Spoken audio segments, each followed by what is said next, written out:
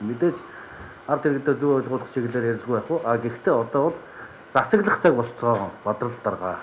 Одоо хаана 20 шийдэх нь энэ арга хэмжээ рүү орно. Ингэжээж энэ нөхцөл байдлаас бид давна. Тогтоол шийдвэр захирамжуудыг хэрэгжүүлэхгүй байгаа бол тодорхой хэмжээний хариуцлага тооцно. Иргэн хүн иргэнийхээ үүргийг одоо биелүүлэх ёстой. Энэ бол 1-2 хүний эрх ашиг биш. 1-2 хүний цагаан сараар гэр орондоо очиж золох асуудал биш. Энэ бол нийтийн эрх ашиг. Энэ бол улс үндэстний аюулгүй байдал. Амь настай холбоотой асуудал. Учир нь дүрм журмаа сахиулах ёстой. Улсын онцгой комиссар би сайн ажиллаж байгаа гэж бодож байгаа. Одоо цаашаа сайн ажиллах.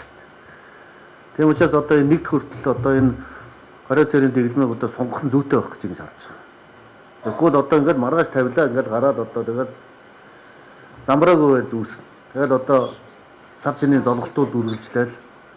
Тэгэхээр нөгөө ханиад томоо нөгөө агаар туслын замаар хардж байгаа бүх өвчнүүд чинь энэгээр дамжиж байгаа. Тийм учраас бид нар нэг хэдэн сар төвчих хэрэгтэй байгаа. Тэсрэх хэрэгтэй бид нар. Мэдээж эдийн засгийн нөхцөл байдал хүндэрчээ тэрийг бид нар харж байна.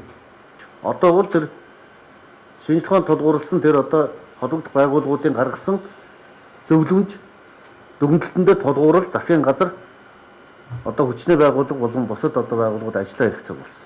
Хил ам гарах юм байна, олон дүн бухимдах юм байна гэсэн асуудал бол байхгүй.